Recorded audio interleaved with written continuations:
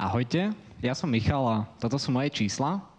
Nie sú to ani moje miery, ani moje telefónne číslo, ani nejaký matematický vzorec. A okrem toho, že som dneska už druhý rečník v červených nohaviciach, a ako som zistil, tak nebudem posledný, tak mám 21 rokov, meriam takmer 176 cm a dneska budem hovoriť o 4 takých základných častiach môjho života, ktoré sú pre mňa veľmi dôležité. Je mi veľkou cťou, že tu dneska môžem byť, lebo ako už Ivan povedal, tak takto pred rokom stál on na našom podujatí v Nitre a je celkom vtipné, že sme si tento rok tieto úlohy vymenili. Ja by som začal s tou prvou časťou môjho života, prvý v úvodzovkách projekt, do ktorého som sa pustil ešte predtým, ako som nastúpil na základnú školu a v ktorom bol veľkou inšpiráciou pre mňa môj otec. Bolo to karate. Po sliadnutí niekoľkých častí ninja korytnáčiek bolo jasné, že už nie je cesty späť. Bola to cesta, ktorá mňa sprevádzala celé moje detstvo a v podstate až do dospelosti. A bol som veľmi rád, že som ju podstúpil. Bo ako sa hovorí, že šport dokáže človeku, či už chce podnikať alebo pracovať s ľuďmi, položiť veľmi silné základy. No a ten boj samotný, či už sa jedná o sebaobranu, alebo v tomto prípade aj o boj s úradmi, dokáže človeka vo veľa veciach posunúť. Pričom veľakrát len tak nejde o ten boj vo fyzickom slova zmysle, ale najmä o ten psychický boj. Keď človek prehrá sám so sebou vo svojej hlave, tak tá prehra potom bolí zo všetkého najviac. Karate v mojom živote vybudovalo také 3 základné piliere, to je sústredenie, oddanosť a disciplína.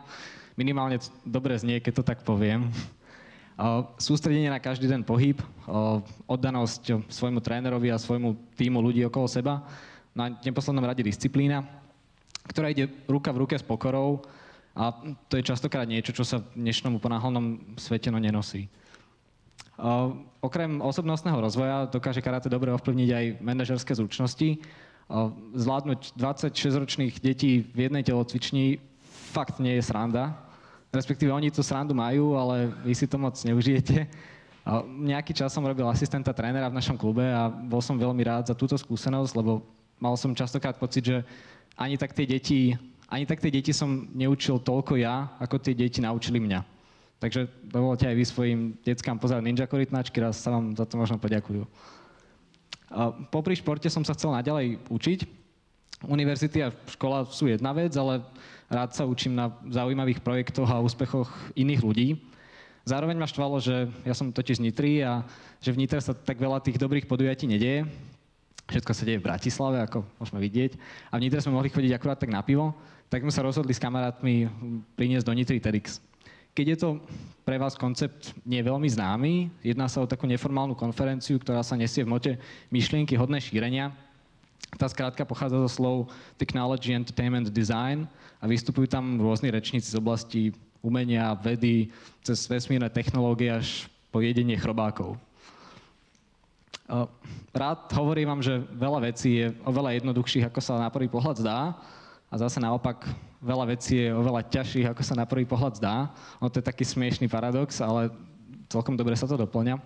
Asi nepoviem nič nové, keď poviem, že kľúčom k akémukoľvek úspechu sú ľudia.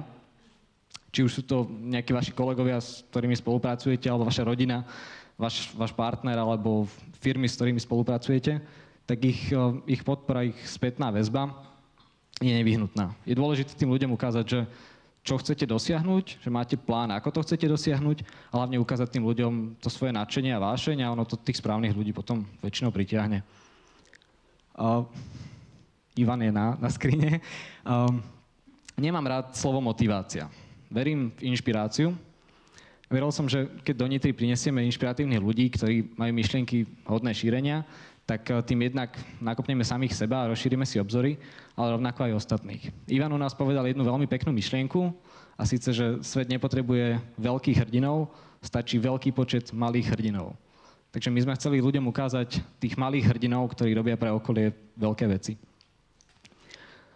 V poslednej dobe začínam mať taký pocit, že byť startupistom alebo rozbiehačom projektov s pokročilými znalosťami programovacieho jazyka je dneska akýsi štandard. Všetky veci ako 3D tláč alebo kybernetika alebo kódovanie softvéru sú super, ale to, že ich neovládame, z nás nerobí niečo menej.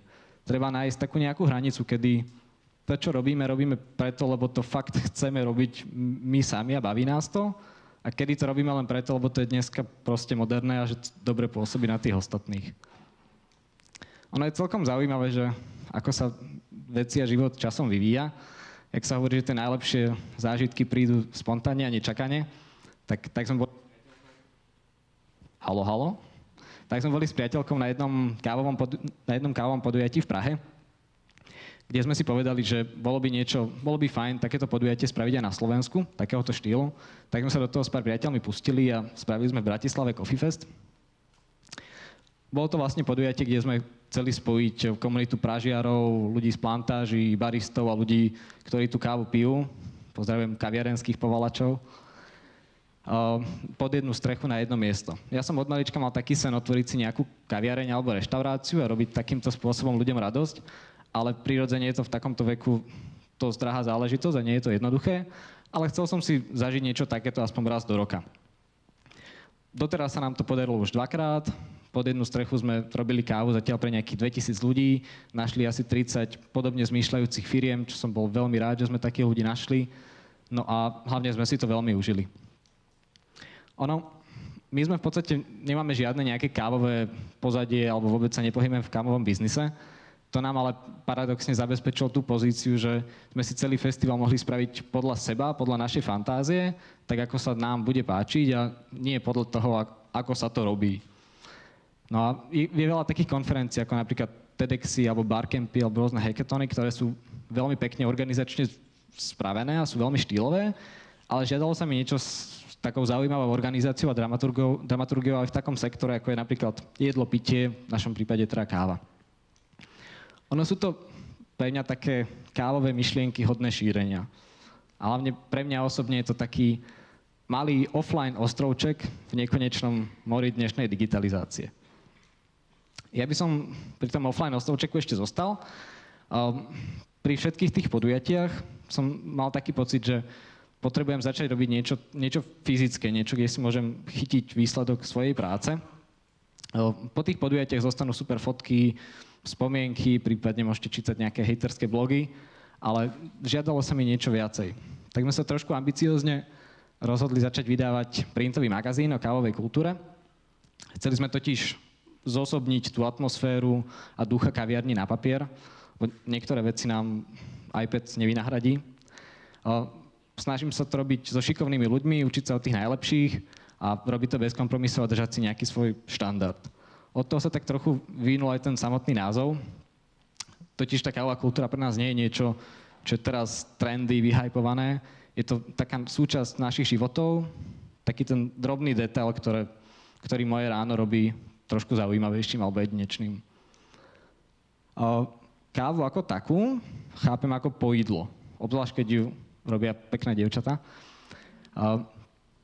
Ono je celkom zaujímavé, že je to tak strašne jednoduchá záležitosť, až úplne primitívna oproti všetkým tým úžasným a záslužným projektom, o ktorých sa tu dneska rozpráva.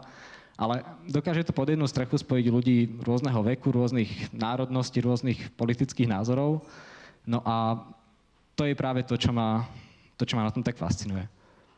Ja som na začiatku ešte preskočil jeden taký slajd, kde bol taký obrázok, že done is beautiful. To bola jedna myšlienka, ktorú som chcel k začiatku povedať, ale keďže som ju preskočil, tak ju poviem teraz. Nerád lipnem na takýchto prezentáciách na nejakých motivačných citátoch. Príde mi to trošku také klišé, ale to bola myšlienka, ktorá sa mi veľmi páčila. Chcel som s ňou povedať to, že čokoľvek, keď začnete robiť a dokončíte to, je jedno, že či to je pletenie košíkov, alebo kódenie softvéru, alebo stavanie mrakodrapov, tak to bude krásne. Podstatné je to začať, ale to aj dokončiť. No a ešte som mal v zálohe také jedno svoje životné krédo, ktorým sa snažím riadiť a za ktoré verejne ďakujem Júrovi Šlesárovi. Povedal som si, že keď raz budem mať kancelárie, tak to budem mať veľkým nápisom na stene pred sebou. Je to veľmi jednoduché a myslím si, že to funguje. Tak to bolo z mojej strany všetko. Ďakujem.